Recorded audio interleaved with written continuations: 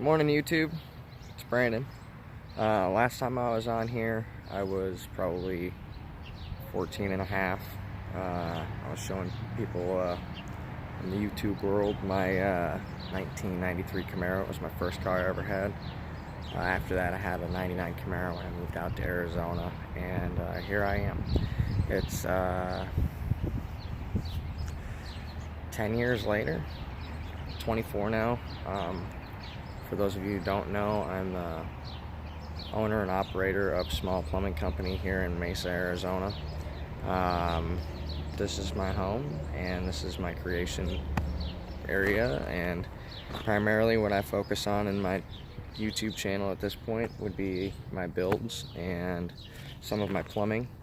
That's my buddy's Clayton's Durango behind me, and then over here I got a couple sneak preview reveals to show you guys here in another video, but I needed to get on here and do a formal introduction for you guys, so you guys, you know, knew who I am and what I'm trying to do here and what kind of content I want to bring to you guys as viewers, so I can try and better the channel and my videos for you guys down the road. The next video I'm going to upload, or we might just kind of trail into it here, is an introduction to a truck I got after I sold the red Jeep that, if you're familiar with my channel, you may have seen a couple videos on. I built that Jeep in a matter of like 6 months, just kind of gathering parts and working out the kinks and building it to how I wanted it to be. It was a pretty overglorified budget build. It was just, you know, a big lift on adjustable short arms and a big tire with some axle work done. So long term, it worked. It wasn't the most reliable axle wise because I'm pushing a larger tire, and unless you start spending money on lockers and gear sets, it's not going to be, from the factory 20 years later, it's not going to be as strong as what you're hoping to do with it on a regular basis. So with that said, that's kind of in part what that sneak preview is all about there, and the next video will be about as we talk about our other build. But here's basically our stock go over of my daily and what I'm considering to be kind of a side build, but it's a gorgeous truck, and I think that there's going to be quite a few people that are interested in a before video and what I'm actually doing to modify this truck. Tomorrow, actually, currently in the mail, I have a full delete kit for this 2008 6.7 Cummins. Kind of a sneak peek there. With that said, I want to go over the truck here. It's new to me as of about 4 months ago. It's, like I said, it's an 08. For those of you that don't know, it was one of the first model years to have a 6.7 Cummins, as well as it was one of the only years to run no DEF from the factory. So it's pretty special to me as well as other, you know, Cummins fans. A little bit more about the truck here. I got it with 111,000 miles for $10 million, as you might all assume, and my payments are through the roof. No, I'm just kidding. My payments are high though because it's my first finance vehicle. But here in a couple more months, I can refinance with a credit bureau or union or whatever the hell. So with that said, I got my keys here. Now let's give you guys a good view of the truck here. If I can get the sun to cooperate with me here. Oh, yeah, so there's my plumbing truck.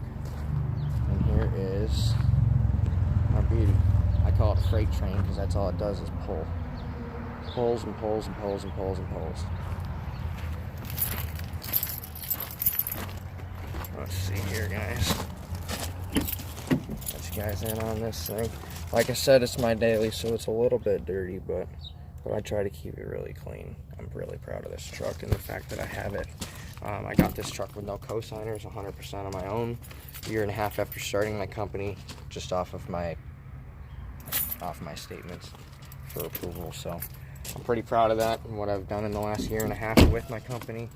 I got a long bed, and it came with the toolbox and a transfer flow tank, so I can carry like 64 gallons of fuel at all time. Like I said, it's kind of a work truck, personal truck, but something that I want to clean up all that emissions bull crap, because my truck's been regenning more recently because I am running it, you know, for some time in the morning to let it warm up and get oil up to the turbo, and you know, just before I go romping it, because I enjoy my truck, and I do pride myself on maintaining my vehicles, but I'm not nice to them. I don't think anyone that has a Cummins is, except for some of the old 60-year-old guys that drive them around just pulling their tow rigs and stuff, which is fine. It's great, actually. In fact, that's kind of how I ended up with such a perfectly maintained stock vehicle with low miles. I'm not against that at all. In fact, I'm very fortunate to have obtained one in this sort of condition, but in order to let this motor do its job for me for the next 30 years, or anyone else who owns it after me, we've got to get rid of all this crap that's just plugging up soot in my motor, my exhaust, and degrading and scoring things up and just gunking things up and costing lots of money down the road. Things we don't want to do. So we're going to try and take care of this truck to the best of my ability. So I have the Sinister diesel EGR Delete coming for it tomorrow, as well as the 4-inch turbo back exhaust full straight pipe and the H&S Mini Max tuner. I'm gonna try and do an install video on going over what all is entailed, and if it's something that, you know, you guys can do at home, because there's not a lot of videos I've seen that actually walk you through it. A lot of after videos and likes and dislikes and, you know, pros and cons and wishy-washy crap, but no one's actually telling you how to do this at your house. You know, I spent, you know, roughly $1,250 on all the parts. It was free shipping, and I can put up a link with the company who I purchased from if you guys want to check them out, or price shop or whatever. I just used them because I felt like they were reputable. We'll see here when my parts get here. We may have some delay with the holidays. It was President's Day yesterday, so I'm not sure if that's going to throw a wrench in shipping things, but yeah, it should all be here tomorrow. Worst case scenario, Thursday, I would imagine. And we're going to get all of this crap off of here. And here's a nice quick little view here. 6.7L Cummins. There we go, guys. I got the camera flipped around so I could do the introduction, so it's going to be a little bit hard for me to give you a good angle here, but there she is. We're going to get rid of this whole shroud here, and most of these tubes that run back and forth for no particular reason except to clog up my motor. Get rid of this EGR and get rid of the EGR cooler tube, and instead of cap it and just do away with valuable heating, we're going to reroute it back into where it's going after the EGR cooler, which would be right here. So a lot of people don't show you this and what it looks like before, but it's a whole bunch of garbage, and it needs to come off my truck because it's costing me power, it's costing me money. I'm going to get better gas mileage, I'm going to get better performance, and I'm not going to be causing harm and wear and tear on this motor, which is I'm very fortunate to have. It's a gorgeous truck. I've taken it to Illinois and back, actually, and then to Michigan from Illinois and then back to Arizona. Already I've put 10,000 miles on the truck, and I've never had a hiccup out of it. I mean, it's just, I'm not really nice to it. I have taken it mudding. I do burnouts frequently. I've never had a problem with the trans or the transfer case. I keep up on my fluids. I just did the rear diff service.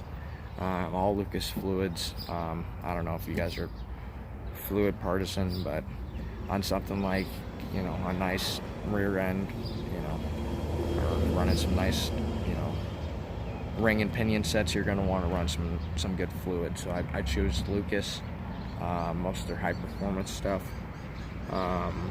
Another thing I am looking at here down the road, I want to get would be the Banks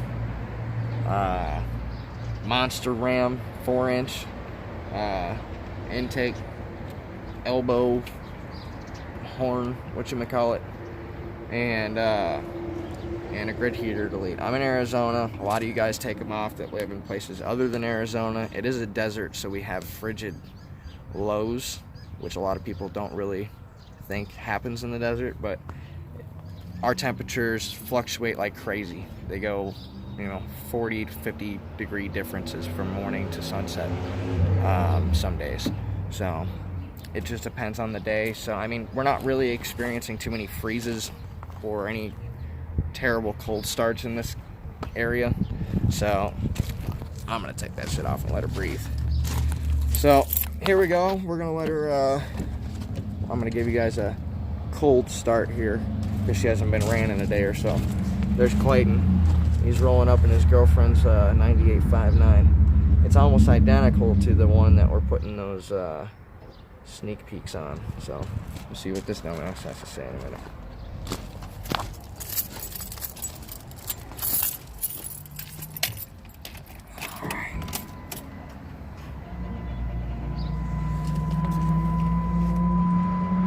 That's my jam. Man, you guys ever watch Talladega Nights? Alright, for real though. What's up, Billy? Well, that's kind of the case every day, right? Couldn't do it there?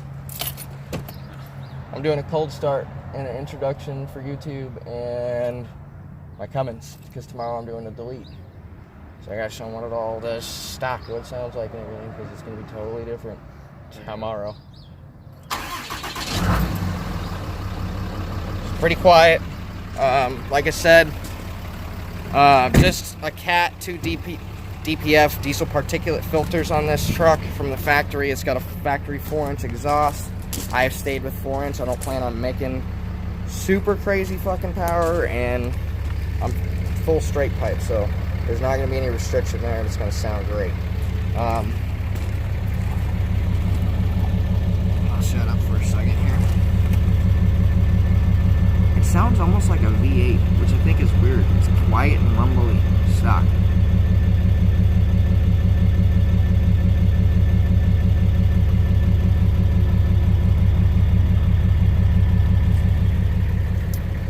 And moving on up to the front. This is where you get all your diesel and motor noise and where it sounds like a truck.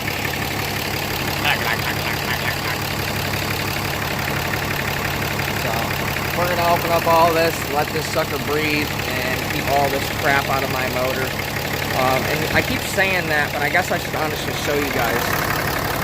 I've put 10,000 miles on this truck, and I've changed my oil 3 times because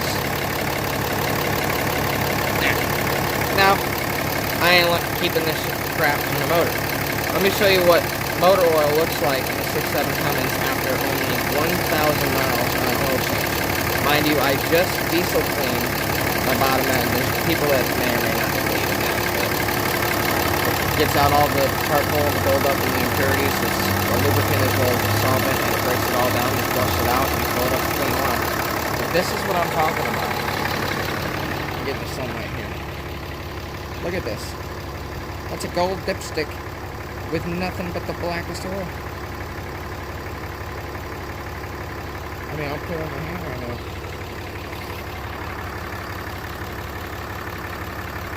I mean, it's pretty bad, you know. This truck's got 120,000 miles on it, roughly at this point, 121,000 on it.